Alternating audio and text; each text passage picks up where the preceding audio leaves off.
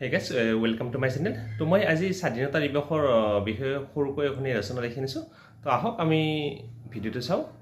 যদি প্ৰথমবাৰৰ বাবে মোৰ চেনেলটো আছে আপোনালোকে মোৰ চেনেলটো প্লিজ সাবস্ক্ৰাইব কৰক একেবাৰে নাপাব।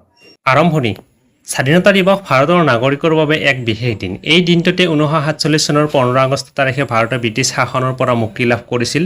এই দিনটোত দেশজুৰি বিভিন্ন কাৰ্যসূচী আৰু অনুষ্ঠানৰ আয়োজন কৰা হয়। স্বাধীনতা দিৱসৰ পটভূমি স্বাধীনতা লাভৰ বাবে ভাৰতীয়সকলে বহু বছৰ ধৰি ব্ৰিটিছ শাসনৰ বিৰুদ্ধে সংগ্ৰাম কৰিছিল।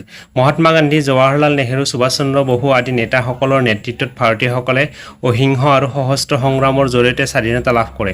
1947 চনৰ 15 আগষ্টত ভাৰতে ব্ৰিটিছ শাসনৰ পৰা মুক্তি লাভ কৰে আৰু এই দিনটোত ভাৰতৰ ইতিহাসত এক নতুন অধ্যায় আৰম্ভ হয়। উদযাপন প্ৰতি বছৰে 15 আগষ্টত ৰাষ্ট্ৰীয় পতাকা উত্তোলন, পেৰেড, সাংস্কৃতিক অনুষ্ঠান আৰু দেশপ্ৰেমমূলক গীতৰ জৰিয়তে স্বাধীনতা দিৱস উদযাপন কৰা হয়।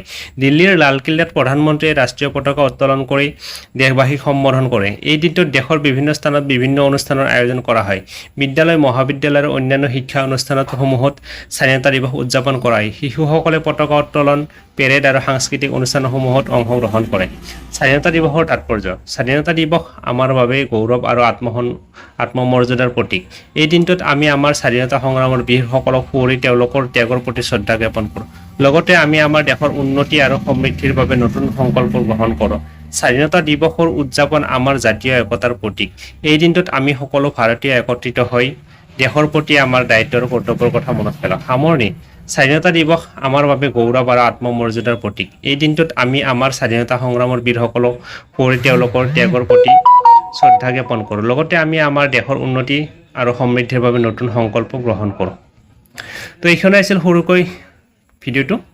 যদি ভিডিওটো আপোনালোকৰ ভাল লাগিল আৰু হেল্পফুল বুলি ভাবিলে তেতিয়াহ'লে আপোনালোকে মোৰ চেনেলটো প্লিজ সাবস্ক্ৰাইব কৰি দিব একেবাৰে নাপাহৰিব। তো আজিলৈ এৰিছোঁ, ধন্যবাদ। জয় আই অসম।